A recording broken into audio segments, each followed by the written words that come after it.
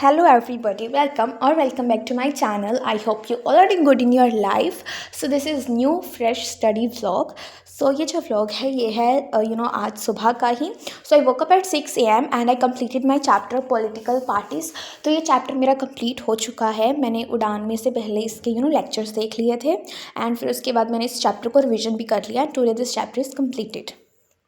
And I'm posting very late.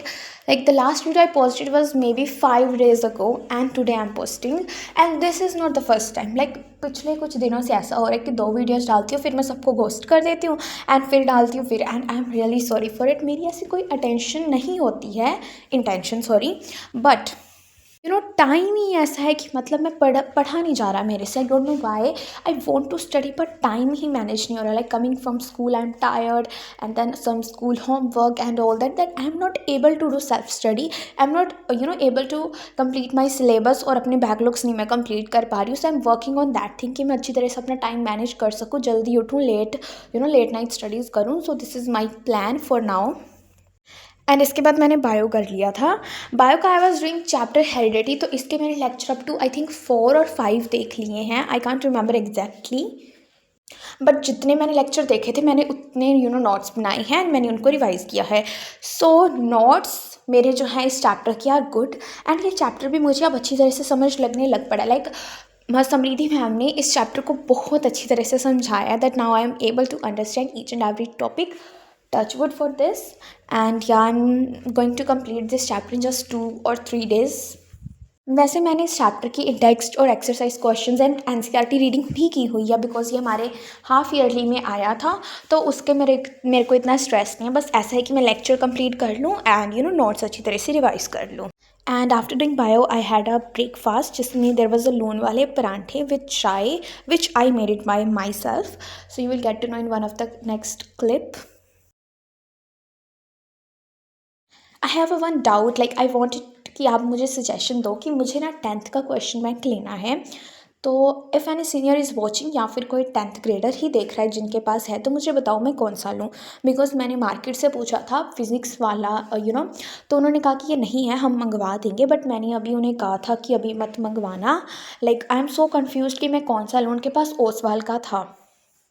So I'm very confused. Tell me in the comments which one is good, or should I buy or not, like for efficient question practice. And yeah, here's the tea and parathas. And ये करते करते मुझे 8:47 हो गए थे, because ये मैंने बनाए खुद थे, मतलब फैमिली के लिए भी बनाए थे. एंड उसके बाद I did maths, and maths का मैं चैप्टर कर रही थी trigonometry. For those who don't know, मेरा ये चैप्टर ऑलरेडी कंप्लीट हो चुका है, बट स्टिल क्वेश्चन प्रैक्टिस अगर तुम मुझसे पूछो तो इट्स 0. 8.1 मैंने वर्कशीट कर ली थी स्कूल में एंड वो मेरी अच्छी तरह से होगी and obviously it is easy. But 8.2 is not easy.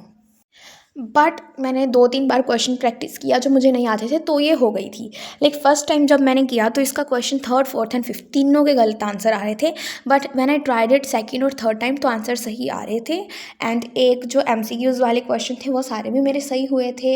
And also the true and false is easy, and also the question, there was one 3rd question, वो भी हो गया था. मतलब इतनी हार्ड भी नहीं है एंड इतनी ईजी भी नहीं है. लाइक फर्स्ट वन से हार्ड है एंड 3rd वन से तो ईजी है.